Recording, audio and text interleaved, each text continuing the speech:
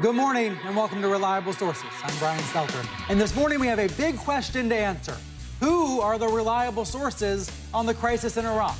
There has been a roar in recent days. I heard it all over my Twitter feed from viewers who want to know why the so-called architects of the 2003 invasion are now inhabiting TV studios once again, giving advice about what to do this time.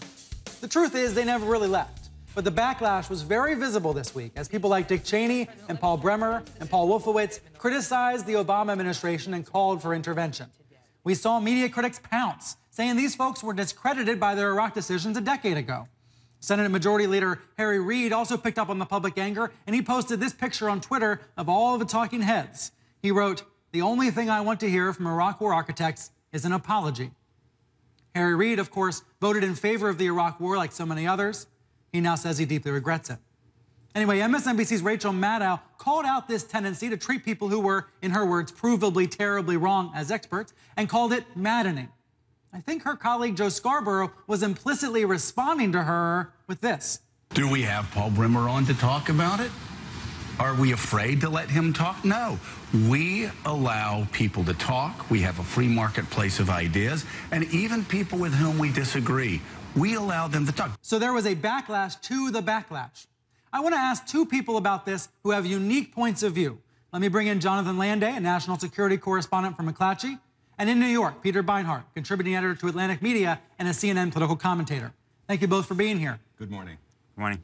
So I went back, Jonathan, and reread this book about what went wrong in 2003. It's by Greg Mitchell, So Wrong for So Long. And it points out that you at McClatchy, you and your colleagues, were one of the few to be skeptical, to ask the right questions before the invasion. The book points out that in early 2005, you wrote that the U.S. won't win the war. You came to that conclusion very early on. What has it been like in the last week or two to be watching and reading the coverage? Has it been deja vu for you? It's been, I think the word maddening is a good one. I kind of run out of adjectives to describe the way these people who were the architects of this disaster, unmitigated disaster, which is still unfolding, the consequences of which are still unfolding, how they've resurfaced and have been given, treated with as credible experts on what's going on in Iraq, when everything they said about Iraq, everything they prophesied about Iraq, forecast about the American invasion, was absolutely wrong. Well, Paul Bremer was here in the green room as we were getting ready for this segment. Do you think that people like him should be on television shows like this one, speaking about Iraq now? You know, I have a hard time.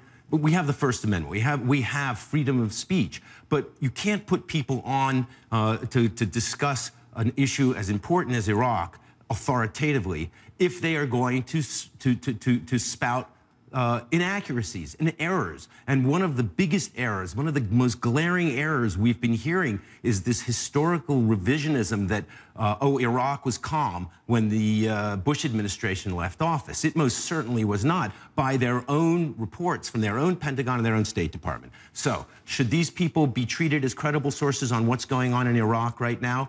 I would think only if they were prepared to say, you know what, I was wrong about what happened. We shouldn't have did what we did, but we did what we did, and now we need to move beyond, we need to deal with the situations that now exist. Well, that's the perfect turn to Peter, because Peter, you wrote a column this week titled, "Even Iraq's Sinners Deserve to be Heard," and you essentially said you were one of those sinners. Tell me what you believed then and what you believe now.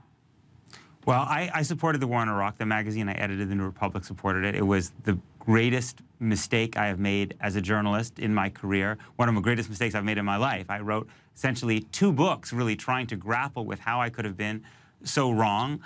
My view about, I think it's definitely true that the media's foreign policy conversation has an instinct towards kind of beltway insiders who share basic assumptions. And some of the people who had the intellectual foresight and creativity to question the assumptions that led us to Iraq still don't get on the air, which is a big problem.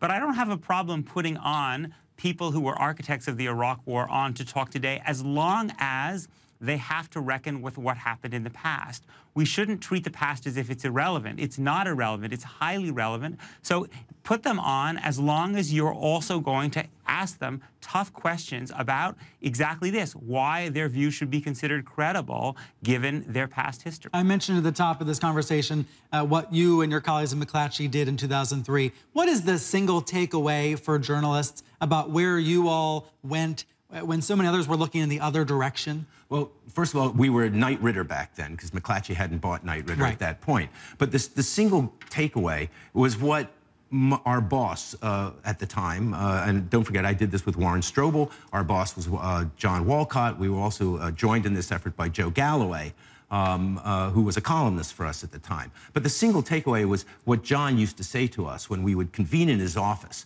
and he would say, is what they're saying true? That's our obligation as journalists.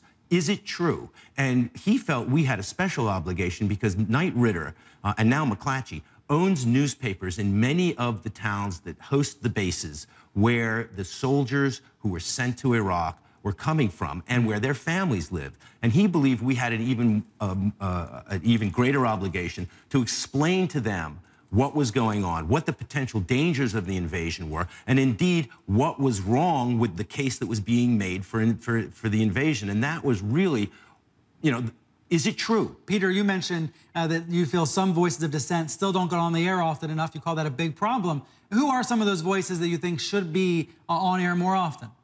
One of the first that comes to mind is Andrew Bacevich, who teaches at Boston University, a really remarkable historian of American foreign policy, also someone who served himself as a career military officer in Vietnam and whose son tragically was killed in Iraq. I think there is a bias in terms of people who are put on air in particular, I think towards people who are close to power in Washington, people who have served in administrations, people who work at think tanks that are connected to administrations. Someone like Bacevich is much further away from power. He's never going to be consulting for a presidential candidate. He has much more fundamentally damning and critical things to say about the entire thrust of American foreign policy. But he's deeply knowledgeable about the history of American foreign policy and about Iraq in particular. And he would be the kind of voice I think would be a very, very valuable balance to some of the kinds of people who we see on a lot. There seems to be this historical habit of the American media to rehabilitate people who have actually either broken the law or have done questionable things in government, and to rehabilitate them. As I said, start with Watergate. Some of those guys, convicted felons, end up as commentators on the media.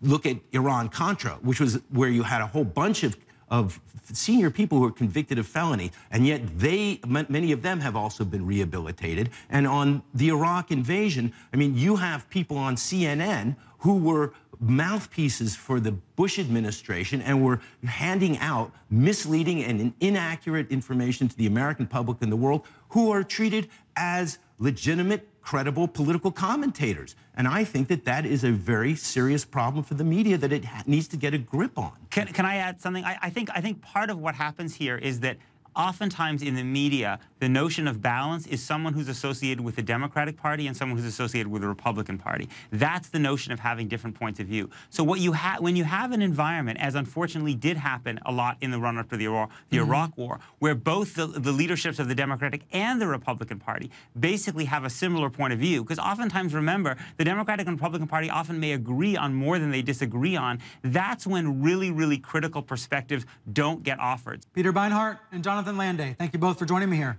Thank you. Thank you. Up next, a sensitive topic that too often gets glossed over: how media portrayals of Muslims contribute to Islamophobia. We have a big debate about that right after this break.